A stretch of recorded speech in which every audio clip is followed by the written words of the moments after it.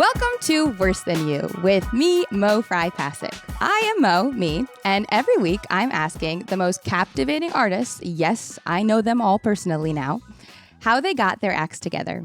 This show is not about their best or most famous or, again, most financially lucrative. It's about the work that means the most to them, their creative process, and why they make their art.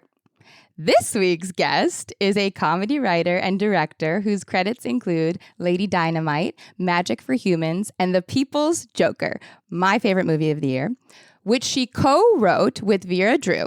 She describes her work as joyful, strange, and sincere.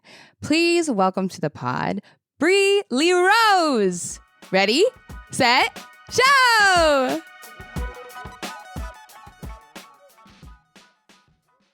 At Sierra, discover top workout gear at incredible prices, which might lead to another discovery. Your headphones haven't been connected this whole time. Awkward. Discover top brands at unexpectedly low prices. Sierra, let's get moving. Hello, Bri. Hi, Mo. Listeners, you're going to kind of hear what we know in the biz as familiarity within this pod, because this is one of my oldest friends. It's true. Over a decade, right? Over a decade, and you're also pivotal in my comedy career. Thank you so much. I prefer to be known as your mentor inspiration. Yeah, you need a hierarchy here. Absolutely, for sure. Show me some fucking respect. Yeah, college hierarchies stand post-college. Doesn't everybody know senior. that? Shut the fuck up. Can I say, though, energetically, it's like, no, they're in the same place in a career as me, but in your head, you're like, they're like a freshman, though. Yeah, fully. Little sister vibe. Oh, 100%. My brother just invited me to his Friendsgiving for the first year ever this year. And I was like, but no. You're the little sister. Do that? You're not allowed. With Tyler? I was dating someone who was 2 years older than my sister, and I didn't think of anything. And then all of a sudden I was like, oh, he's Ed Kari's age? Meaning like the older guys who my sister's friends with. I was like, I'm not allowed to date that old. No, that's crazy. And that's so cool and it has no effect on psychological anything. Yeah, it's normal. So, Bri, welcome to the pod. Thank you, Mo. We can talk, honestly, process and comedy because we were in a sketch comedy group together, of which you were the director and senior when I was there sophomore year. It's also so funny because I think people are familiar with this sort of dynamic now, like the Harvard Lampoon or like Hammer Cats, and they hear about it enough. But Shovelhead, which Hello Shovelhead is the name of our group, is so niche, and there's like so few that like trying to jump in on those conversations, like, yeah, I have inside jokes from college too. Yeah, it's like a cappella group. Like, it's no less cringe than being obsessed with your college a cappella group into adulthood. It's the same. I love it. I love it so much. Well, can you give us a too long didn't read of The People's Joker for those who have not seen it?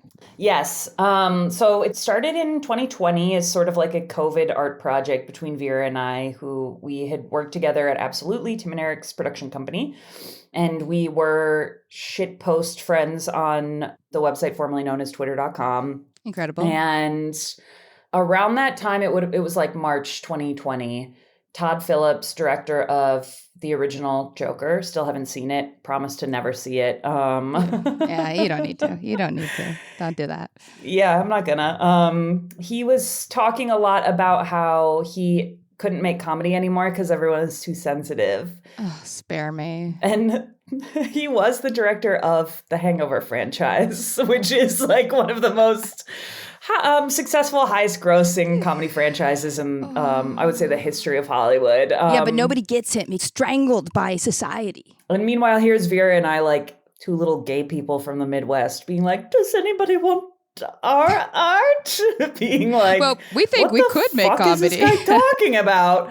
So I told Vera that the only way I would ever watch Joker is if she did like a Tim and Eric style. We called it like a fart cut of Joker. Sure. She's a brilliant editor. And I Venmoed her $12 and said, I commission you. And again, it was March 2020. So I don't know about Important. you guys, but there wasn't a lot going on. So we did have some free time. And she started cutting together just a straight recut of Joker.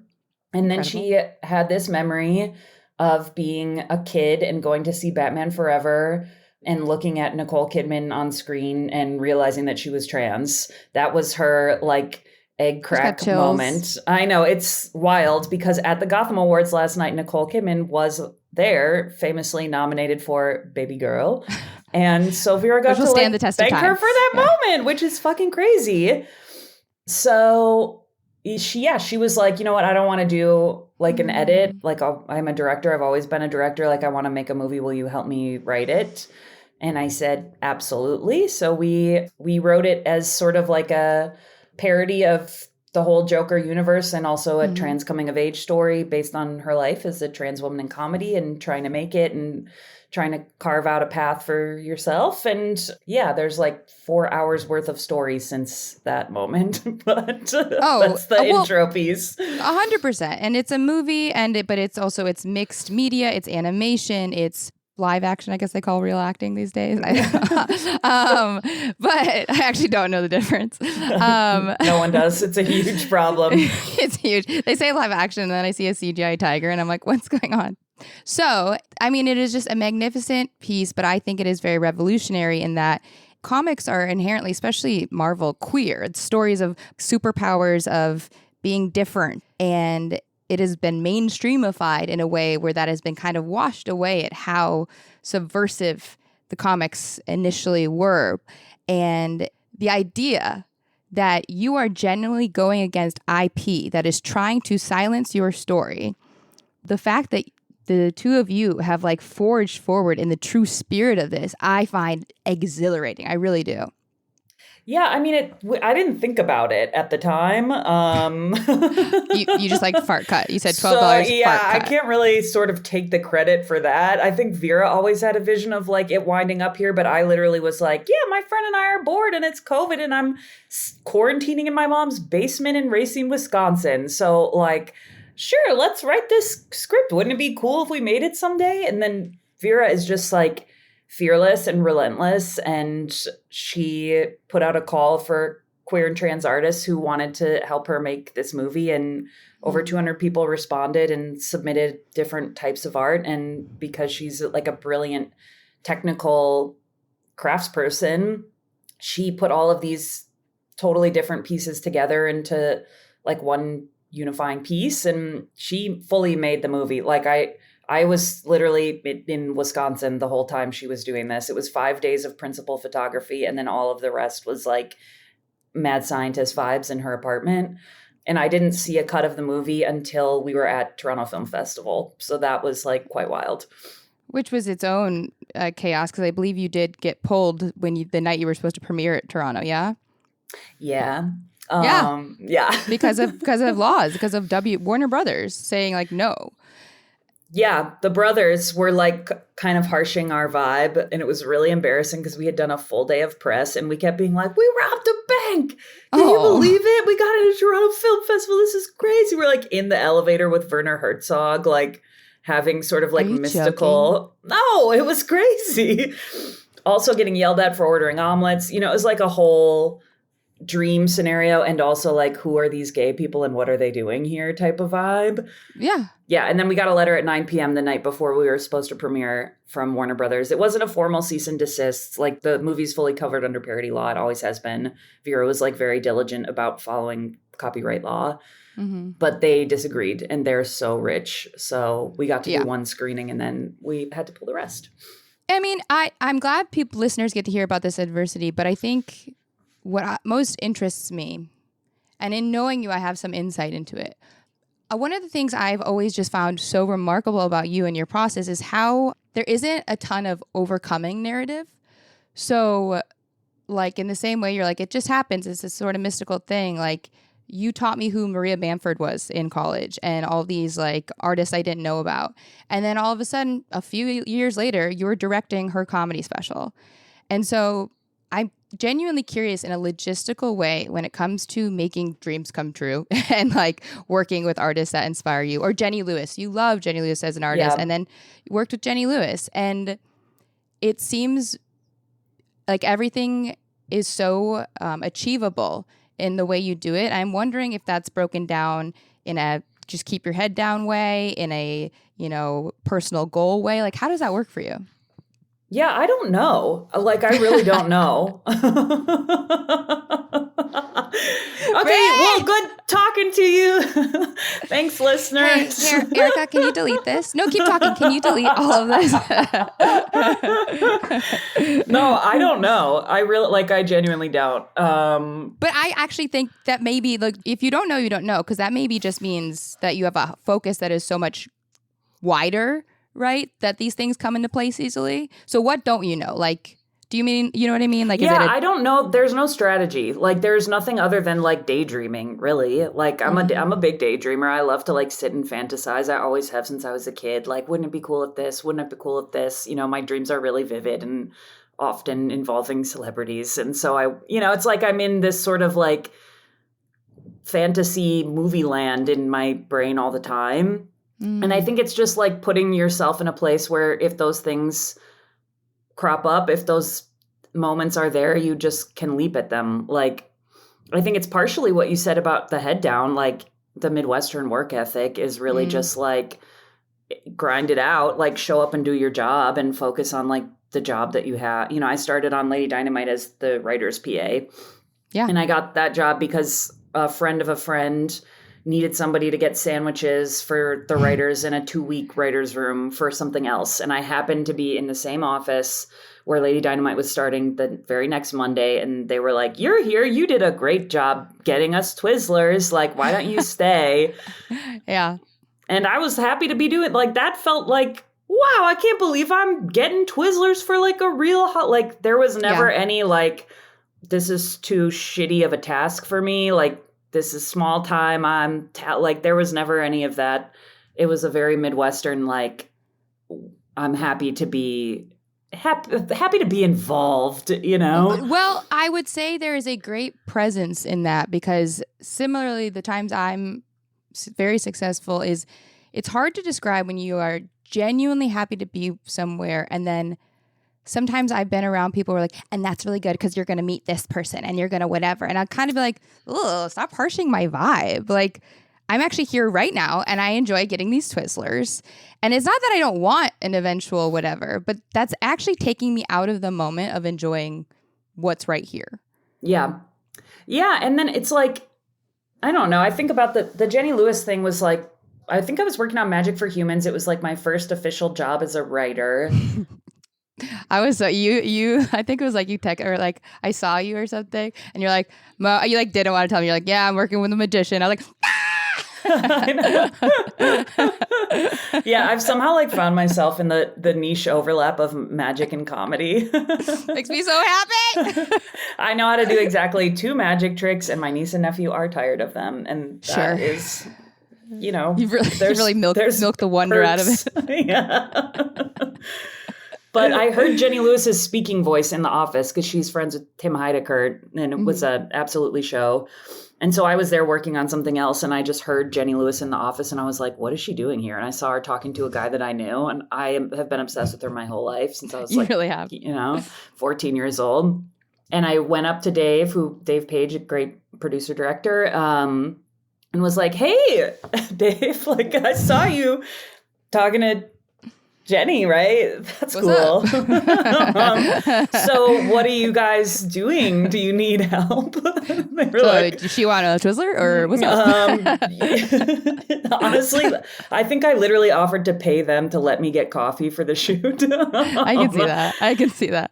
Yeah, but they were like, it's so funny you say that because we're doing this telethon for our album release, and we were just talking about how we really need another writer, but we can't pay anyone. So it'd be amazing if we could just find somebody who loves her. And I was like, that's so I'll funny. do it. Yeah. It's like asking, you shall receive. Yeah, exactly. So I don't know, Mo. My strategy is just like, do your job, be patient, work your way up, and like savor the little things too. Like, Yeah. Every single piece of everything cool that has happened has felt like a gift in and of itself. And I'm always like, if nothing else comes of this, that was enough for me. Like, that was more than I ever expected. That was more than I ever thought would happen. And Yeah. that's, that rocks.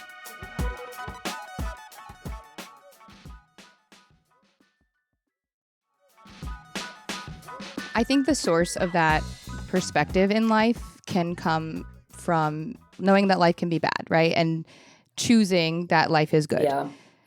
And so I don't know, when people listen, I want to give them advice that isn't like journal, but advice or perspective shifts that allow them to like get into a secure mental space that just appreciates the fact that you don't necessarily have to prove or overcome, or when you're in pain, like whatever. Like, I think the same coin point is to say that like with that energy, people can get angry and feel resentful and not appreciate the moment because it's not enough. And you're right, you do deserve more. But right now, this is what's there, and that's fucking awesome. Did you like get through that through therapy, through art? Is that like a perspective you are actively aware of? Yes. I was in therapy regularly, like a lot, for like Ditto. 7 years. Ditto. But I mean, like, I think when I moved to LA, you know what I think it was? I think it was because I was coming off of teaching. I think I was coming off of being a public school teacher in St. Louis, which was so hard and so fulfilling and so like, Yeah. the stakes felt really high every day. I mean, you had to ask for pencils from your community for help. That was so watching that was, heartbreaking to know. Yeah, I mean, we had to buy our own paper. Like this, I had to paint my own classroom. Like the school was falling. It was just, it was a shit show. Yeah. And the kids were hilarious and incredible. And I think I was like quite cynical before I started teaching. And then after that, it just sort of shifted a lot of things where if I had gone straight to LA, I think I would have felt honestly probably a lot more entitled to, coming off of like, sure, as you mentioned, being the director of a niche sketch comedy group. 2 years running director, Baldwin Award winner. Made the freaking movie, the spring and fall movie, 12 minutes to open our sketch show. Boston College Arts Council Award. Hello. Eagles on the warpath. Hoo-ha. Let's freaking go.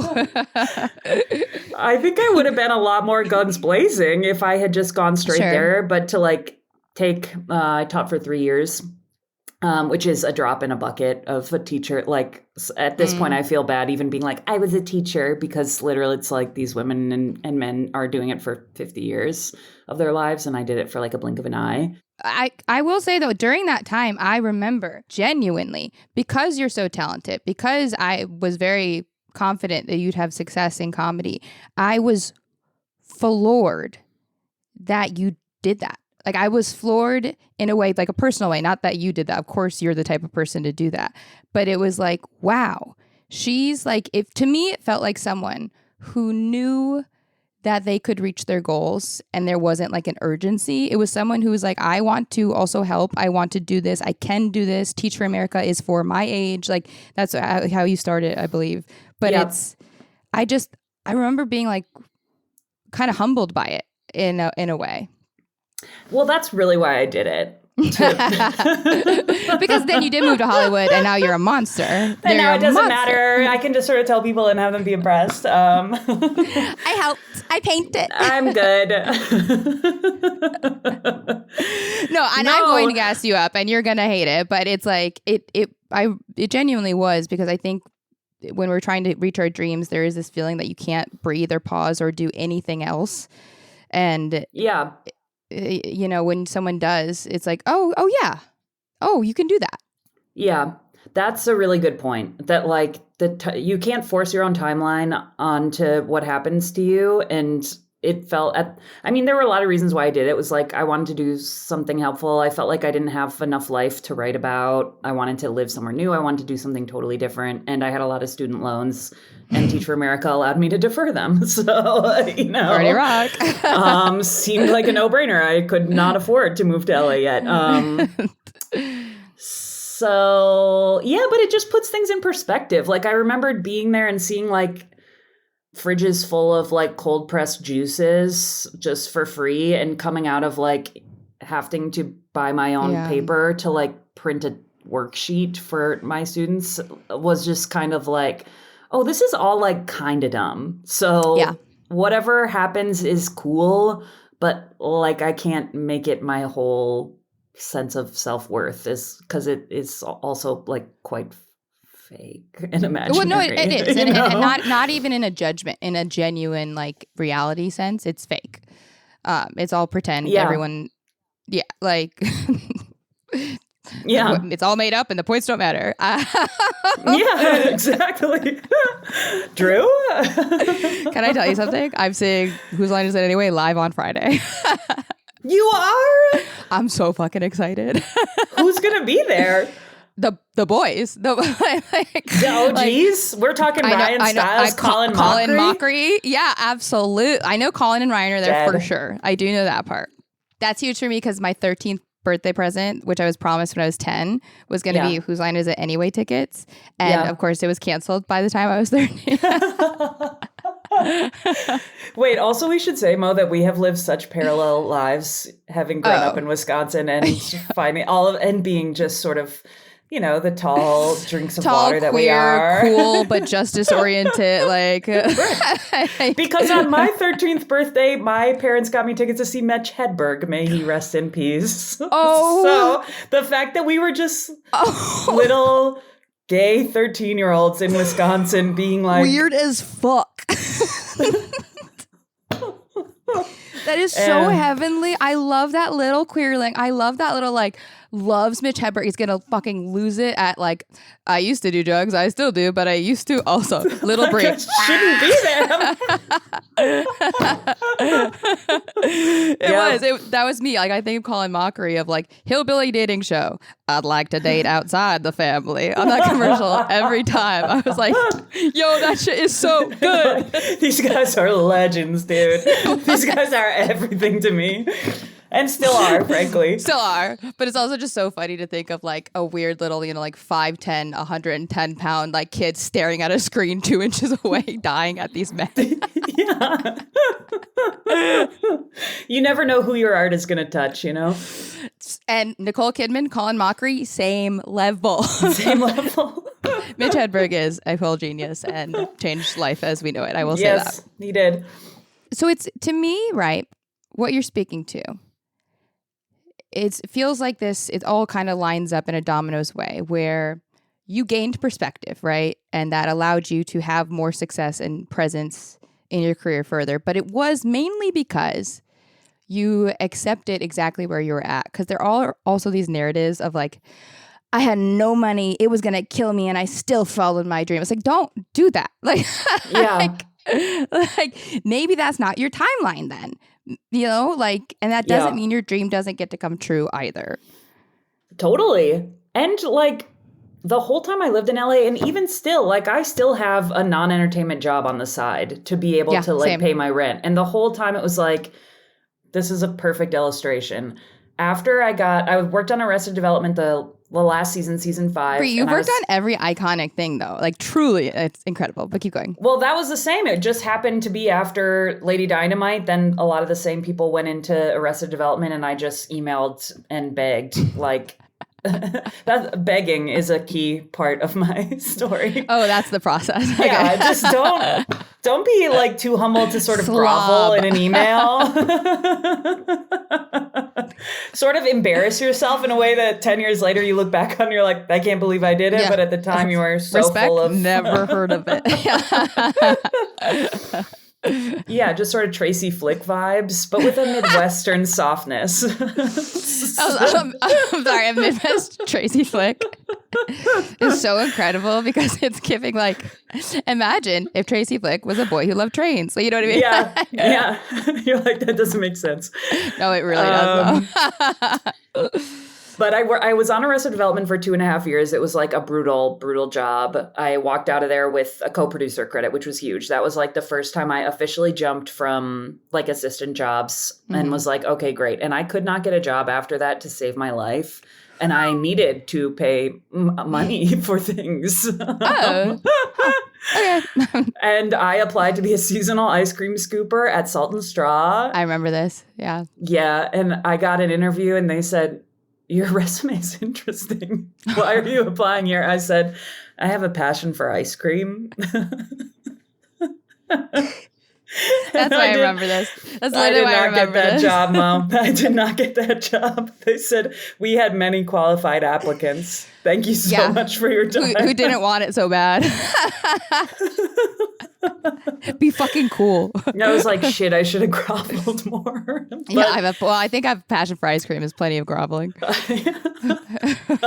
all that to say, like, whatever. Like, whatever. You know, it was like there were times where I was like, is this embarrassing? Like, I shouldn't be doing this. Does this mean I'm like not successful or I'm not going to get another job? And it's like, that's all made up ego stuff of like how you're coming across and it's fake. And like, just take whatever job you need to take to allow you to be comfortable and happy. And you can do your shit whenever.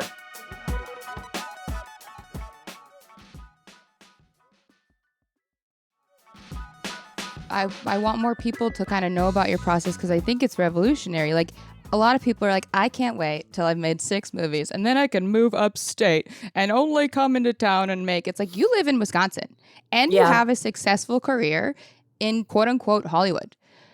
And I think you kind of take leaps of faith a lot, it seems. But the faith is mainly guided by just like knowing you're feeling insecurity emotionally in that moment. Yeah, I don't know, Mo. I think I was such an unhappy kid in my teen years. I think I was really sad and depressed and like locked in myself and closeted and all those things. You know, I think I spent a lot of time just being like unhappy. Yeah. And thinking that like all I wanted to do was get out of my current existence and do anything else. And, you know, that was like, oh, I want to be in Hollywood. I want to do comedy. And then getting there, it's like, well, you can't really run away from yourself. You know, it's like there's not one thing that's like an answer to happiness, to feeling good. So at this point, I'm like, I just got to do what feels good. Like it just feels better. I feel happier and more comfortable in Milwaukee. I just am going to do it. Like I'm not going to waste any more time sort of sticking out for forgetting that I have agency over my own choices, you know?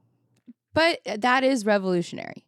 Trusting your feelings, trusting like I am, I believe to be a liberated person who trusts my feelings and does that. But even like understanding my own like queer identity and wanting to escape things and in relationships and what that means, I am still constantly untangling that, you know, at 33. And so it is exciting to watch someone do that. I really think it is. And it's not simple or easy, but it's exciting. Yeah. And it also is like, it doesn't, I don't know. I just feel like it's so specific where I'm like, it feels even weird to be like, do whatever you would do this, where I'm like, well, this really works for me, but I don't know. What does it work for literally anybody else? I don't know. But that is like a sense of self that I do think Midwesterns have, that like, I call it the Janine Restrepo effect, because there's that Parks and Rec episode where Leslie is like obsessed with this 3rd district city councilman, Janine Restrepo. And she expects everyone in the room to be like floored that Janine Restrepo is there. And they're all kind of like, who? Yeah. And I do think like if other people are telling you something has value and it really doesn't mean anything to you, without disrespecting it, be like, who's Janine Restrepo? Yeah. Why would I care? Yeah, totally. I like to be a little bit of Janine Restrepo, honestly. I shifted my goals pretty quickly after a couple years in LA. I was like, you know what? If I can just make my little jokes and be at home, that to someone. I'm so happy with that. Also, like, you remind me of my sister a lot because you know Anna be out there in the community at all times. Anna be out there. She really does. But like, you are constantly doing, right? If it isn't work related, it is community related. It is being an escort at Planned Parenthood. It is making sure that your niche vintage porch goose Beverly Christmas has an outfit. Thank you. Yes. It is like, there is like a lot of active participation you take in your own life. And I'm wondering like what that looks like when it comes to specifically creative projects. Like, where does that generate from? Well, I mean, honestly, I think a lot of it too was like, I didn't do any creative stuff. Well, I mean, the whole teaching is creative, but I didn't get to there was no time in my days to do anything for myself. It was just for my classroom. And so once I stopped teaching and had time in my days to do all these other things, it felt like such a gift. I just feel like a rich, varied life is good. Not to sort of blow people's minds. It's very, no, but it's so Buddha. It's so Buddha. Where you're like, oh my God, the answer the whole time was in plain sight. But I did get advice from a friend once who has a career that I would love to have. And he was like, yeah, I have a lot of weird hobbies. Like I do a lot of other stuff. Like I don't make my career my whole life. Like I make little sculptures and all these other things. And he was like, you should always do that. So when I get nervous that I'm not doing enough for my career, that I should be creating all the time, I should be doing stand-up again. Like I should be, there's so many shoulds when you're like pursuing arts as a career.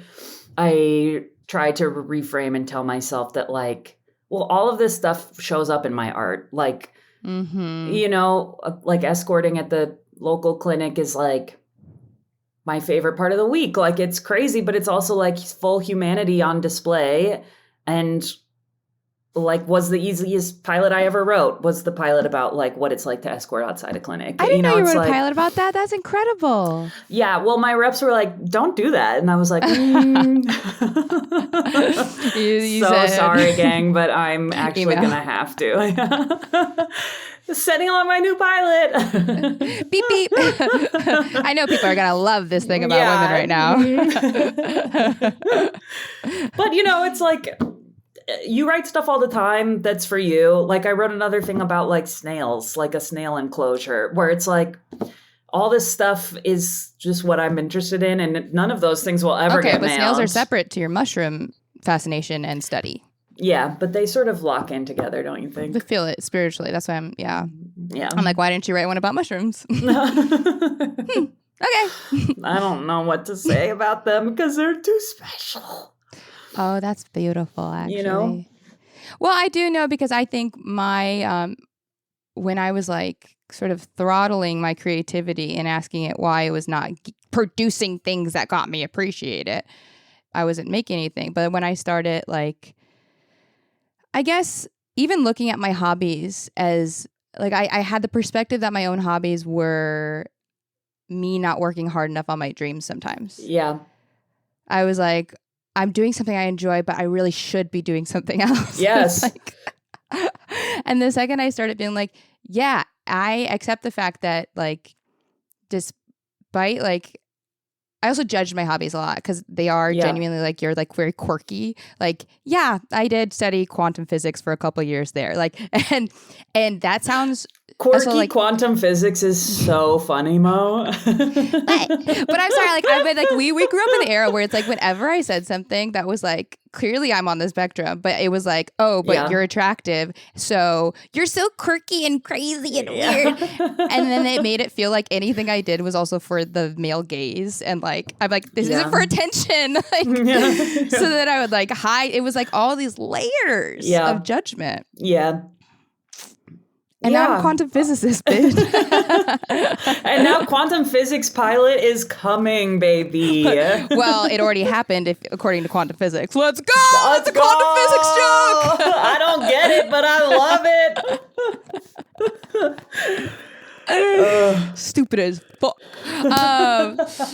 It makes me laugh because the story that like for me anchored in what you're talking about is like slightly humiliating in that it's like cis straight white man improv, which whose line I love. But someone in the UCB system was feeling unfunny years ago, and they published it on Tumblr. Which let's not forget about Adventures in Sitting. Oh my God, what an era!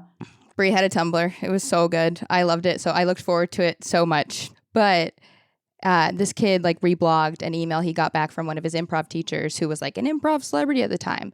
But the teacher, and I genuinely am not saying names because I'm scared. I'm like, I haven't checked in. I don't know if they're all canceled. Like, which is a cool space to have been in. It is cool. So, but one of them emailed back like, if you're not feeling funny, if you're not doing good and your heralds and your improv and this is all you're doing, he was like, buy a new pair of shoes. He was like, go walk in something different. He was like, go do something. Go like see how it feels to like wear a pair of heels. Like all these different experiences where it's like, if you are not funny, it's like you said, it's not that you're doing those things to find the funny and be funny, right? You're just experiencing new and living life and having something to say about it. Right. And it's like the thing about, the Chappelles and like all of these older male comics who get really rich and completely lose touch and have no perspective. And everyone's like, what happened? They used to be funny. It's like, well, they don't experience the world anymore. So like they no longer have an interesting take. Yeah. Sorry. Like they just don't. They're so insulated from people around them. And it's the Tracy Jordan 30 Rock stand-up bit where he's like, it's something so stupid, but he's like, when your caviar is this, or like, yes, yeah, and exactly. It's like, at least do that, at least be honest. I know, yeah, exactly, where it's just, I don't know. And I also think like, I don't know, I feel really connected to the like young part of myself that was like desperate to leave Wisconsin and wanted to work in Hollywood. And like didn't know anybody obviously who did anything like that and had no idea how to actually make that a reality. And it just seemed impossible. I think like, would she think this was enough? Like all of the things that I have already done up to this point, like, would she think getting sandwiches for like her icons was enough? And she would have thought that was like incredibly, she would have thought that was the coolest thing in the world.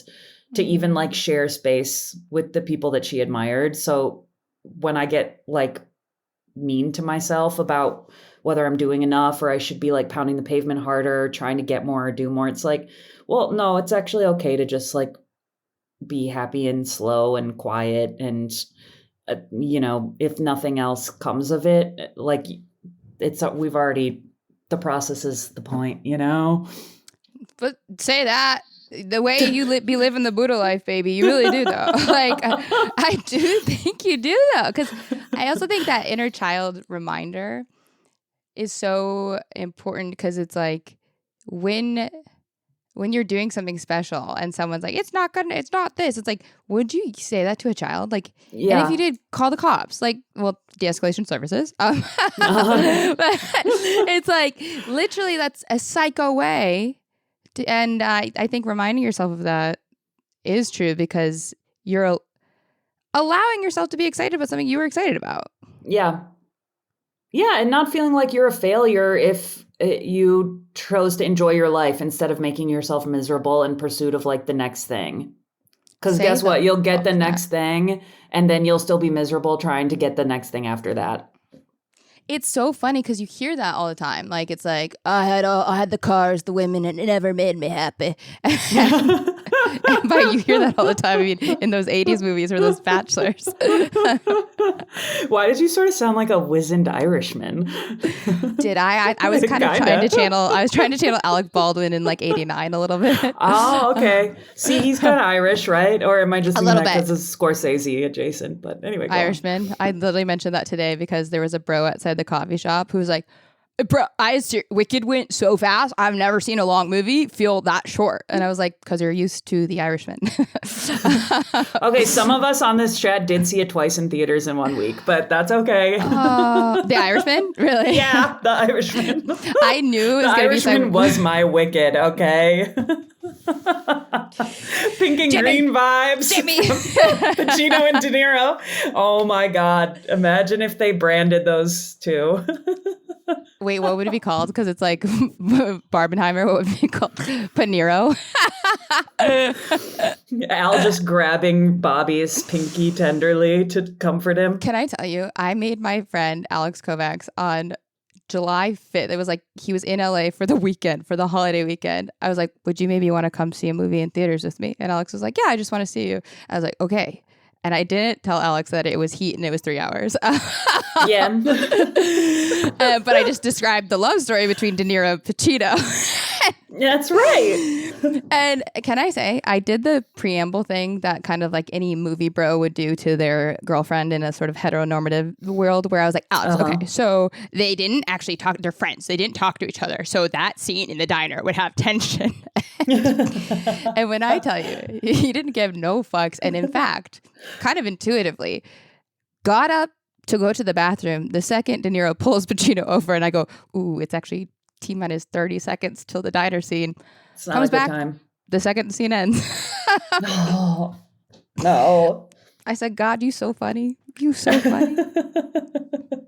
No, so I appreciate that is your Irishman. I can't believe you saw it twice. Why? Me neither. I don't know. You love movies, though. Yeah, I love movies, and I'm sure there was some baggage about my dad.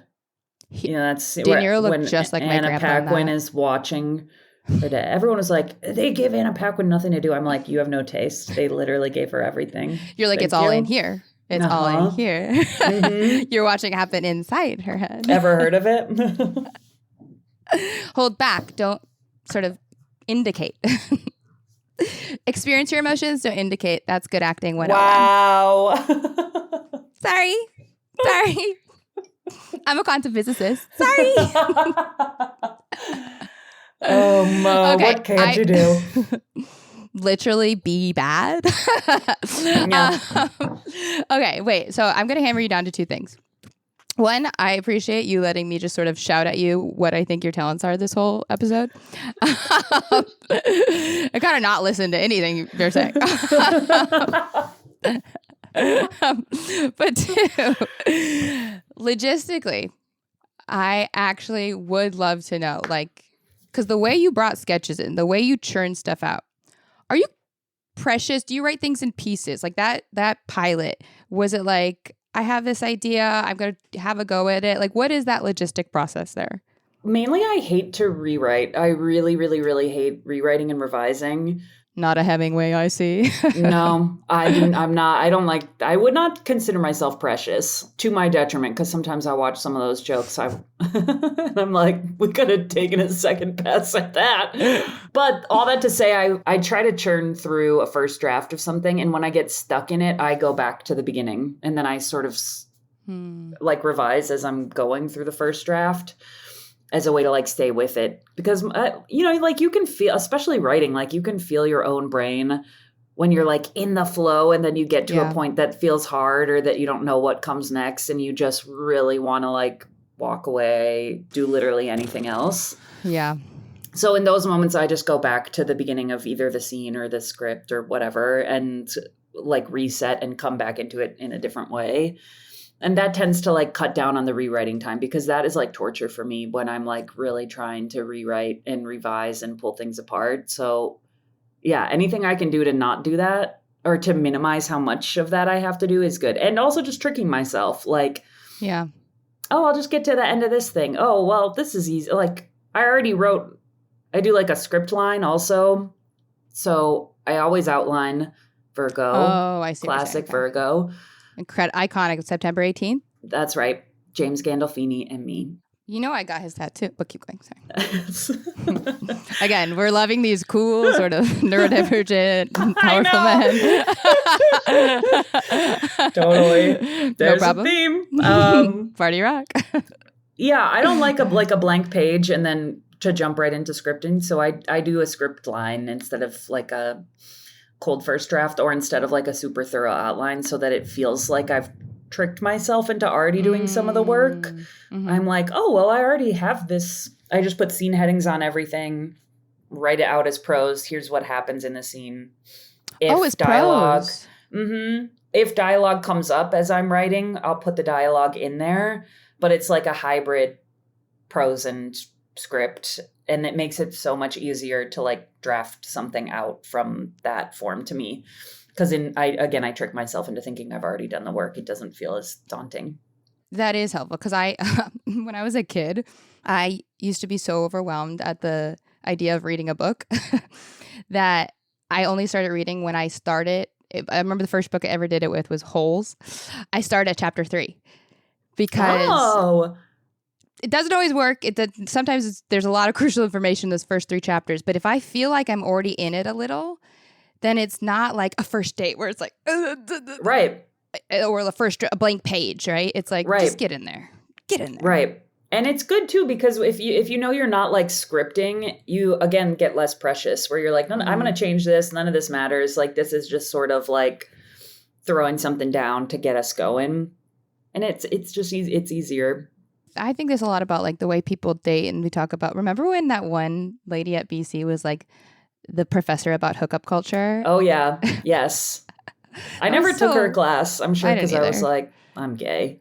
Well, because it was aggressively straight. And every time she would give seminars, I'd be like, so this is just gender studies is what you're teaching. Like, it was like, oh, so people hate women is what you're saying. Yeah, she was like, did you know women are people? And everyone was like, holy shit. Whoa. I remember, really, not even like in a gay way, in like an angry, like sexist way. I was like, I don't like it. But I think about this in relationships where there is also this intensity, because we are so in our little worlds on our computers, so isolated.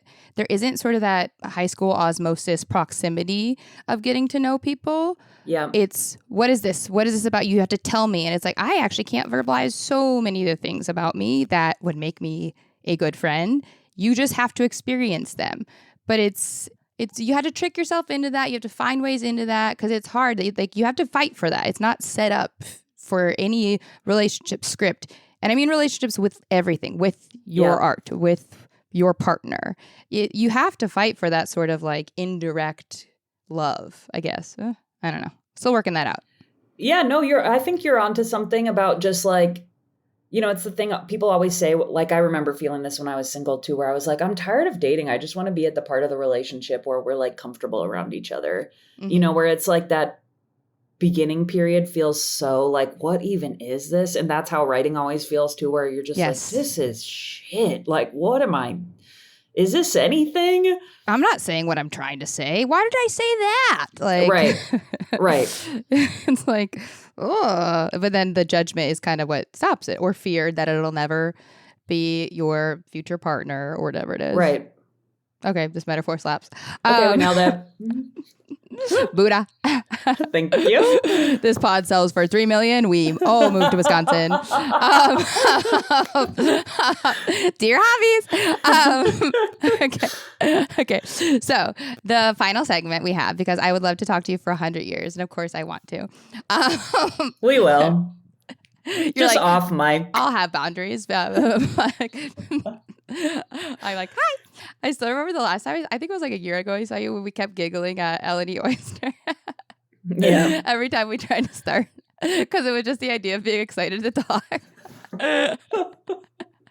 Just two like giggly little weirdos at the bar. I think that the man slinging oysters was like, what's going on over here? Yeah, but then he kind of wanted to join, and it was like, no. No, this is just for us. No. Okay, so I have a final segment called Thank You for Holding My Poems. And it is based off the Russian poet Anna Akhmatova, who during the Great Terror in Russia, it was illegal to publish her poems of revolution. So in order to edit them and keep them alive, she had her dear friends memorize each edit of her poem. And they held versions of that for 30 years. And I find that so moving, because I think a poem can be anything, but it is a vulnerable moment that we share in with sometimes, for me, it's sometimes people I don't even know, right? Where it's like someone says something that struck me, like, or, you know, a kid hearing Mitch Hedberg. That's a poem that you hold with you that has an effect on you and is vulnerable to hold and be held by. So in a very, as I say, Juliette Binoche chocolat way, what comes to mind when I tell you this story is kind of what I ask you to share, whether it's a poem you experienced, a poem you've held for someone. I would love for you to share your poem so we can hold them. The story that pops into my head is a more recent one, where during the writer's strike, I was picketing, and I ran into someone I used to do stand-up with, like a friend from open mics, Edgar Montplaisir, who's a really funny, wonderful, great comedy writer. And he's never been on social media, so I hadn't seen him probably in 5 or 6 years. But we always really liked each other, and neither of us are doing stand-up anymore. So it was like fun to be like, hey, did you quit? Me too. Cool. I love that feeling.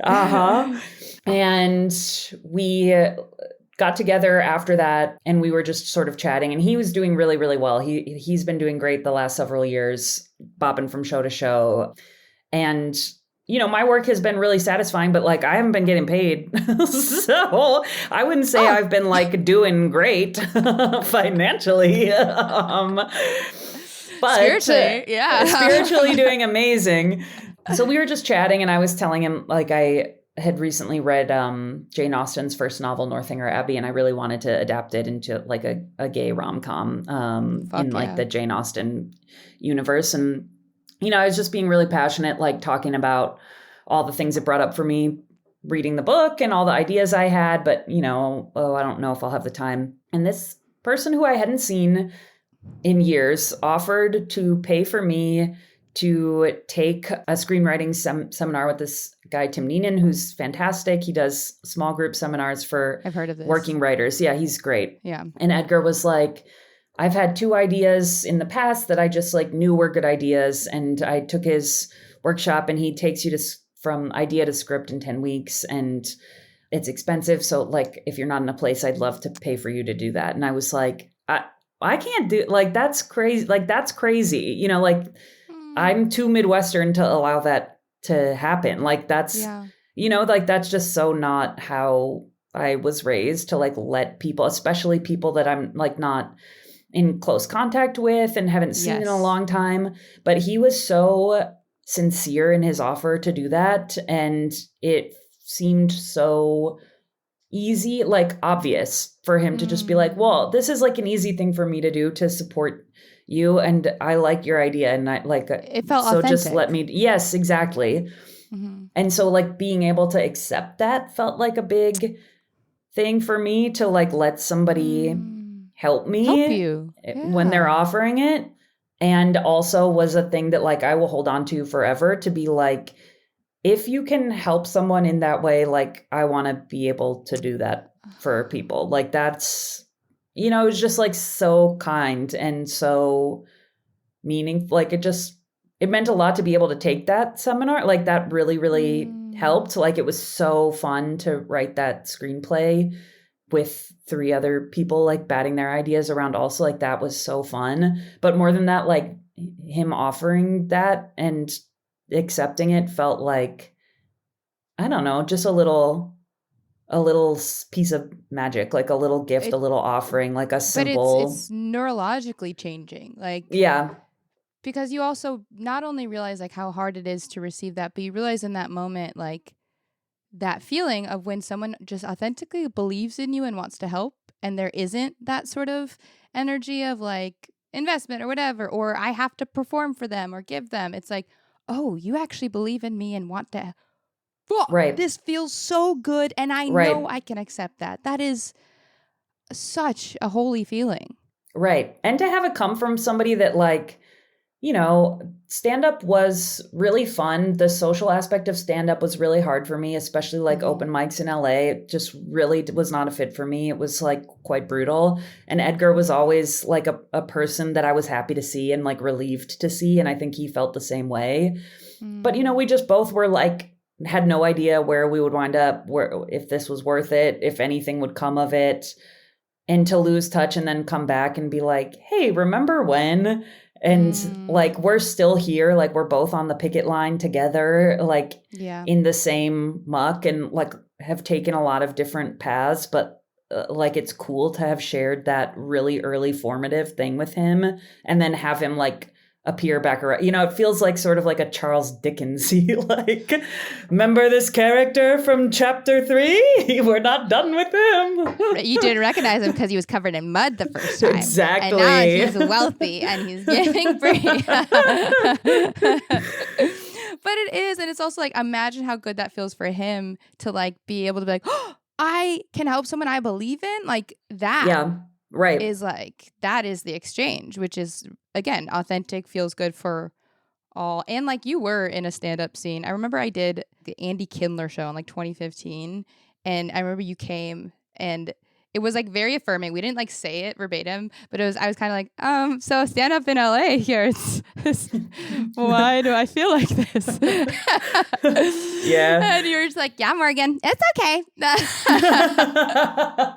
Yeah. I was like, I think it's gotten a lot better, but in like, I don't know, when did I move out there? 2014, like 2014 to 2016, 17. I was just like, this is so brutal and makes me feel sad. I actually, my tummy turns if I like mentally try and go back to like an improv space during that time. I'm like, no.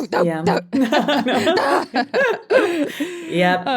Well, that's a beautiful poem. I love that poem. And it reminds me of, like, even of this podcast of like, I understand that because like Lauren and Erica and Mariah, like doing work for me and showing up and supporting and like work that I like just don't even know how to begin. And like, I feel very supported and like to be able to accept that genuinely is such a revolution for me. And it sounds hard to express, to be like, you don't understand. It's hard for me to, it's like, no, but it is. Yeah, it really is. It's hard to accept help from people. Like, it's just, that's tough. So to be like, to allow yourself to do it is also like an act of care for yourself. So he gave me many gifts that day. I love that. Well, I'll end with a poem that I hold dearly in my heart. One of the many poems I have for you. 100 years I have to tell you them all. Or all of time if you're a quantum physicist. But I joined Hello Shovelhead by the skin of my neck. I was dark time. And I happened to audition for comedy after quitting volleyball. And I don't even know how I did. I wanted to get into the a cappella groups, and they did not accept me. and so many people's origin stories in comedy. It really is sick. I remember even in the callbacks, remember that thing where like we have to read a newspaper and you guys scream out accents? Yeah. And I say you guys because we have maintained that we've like arrested development in that hierarchy. I'm still the director of Hello Shovelhead. It's getting weird. So I remember like I was like, I just knew how to do accents. I was like, sure, whatever. And like I made you and future boyfriend Rich Hoyt, I made you two laugh when I like did an accent. I was like, and it was like weirded out by it. I was like, oh, okay. Cut to, I get in the comedy group. Great. A few weeks in, my sophomore year, feels like my first year because the first year was volleyball. You, me, and Andrea had gone. This is the Michael Wolff eating the gummy bear night. Oh, yeah. And which listeners know about. Obviously. But that night, like we had gotten a little high. We were having the nicest time. And you would constantly repeat this course before shows, after. But I'll cry because Bri, you were genuinely the first person to ever tell me I was funny. Oh. And I mean that because other people were like, oh, you're random, you're hyper, oh, that was funny, or what you said was funny. Like, so it never felt right. And then you, a little bit high on Foster Street, look at me and go, hey, you're one of the funniest motherfuckers on campus. You are funny. And you shouted it at me. It's true. And it was the first time, Bri. It was the first time, and it was incredible. So that is my poem. I love you so, so much. I love you so much. Thanks for giving me that poem. I love it. It's an honor. It's an honor to hold it now Honor and and a in the pleasure. past. Okay, you're a quantum physicist. Oh, God. I just knocked something And that's over. Or somebody did. I throw my computer across the room. So delighted. But I'm very bad at the actual end part because I'm like so happy. This has been so beautiful. Can listeners find you anywhere, support you anywhere, look out for anything? Yeah, I'm on the gram at Bri LeRose. And You just said LeRose. Oh, yeah, I did. Bri. It's both. It doesn't matter. Okay. My students used to be like Ms. Lee Rose, so it's all flexible. However you want to say it is fine. I love that. I love that so much. Okay, so on Instagram you are. That's it. That's really the only thing I'm on anymore. Well, I end every episode by giving the listeners a compliment, and I say, "Oh my God, you're so pretty."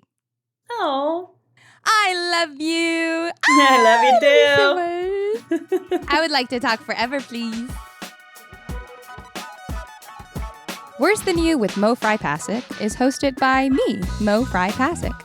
You can learn more about this week's guest and the Worse Than You team by checking out the show and episode copy. Worse Than You with Mo Fry Pasick is executive produced by Erica Ghetto, Mariah Gossett, and Lauren Mandel for Good Get and Disconnect Productions.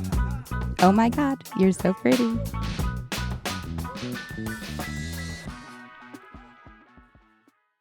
Panero. Al just grabbing Bobby's pinky tenderly to comfort him.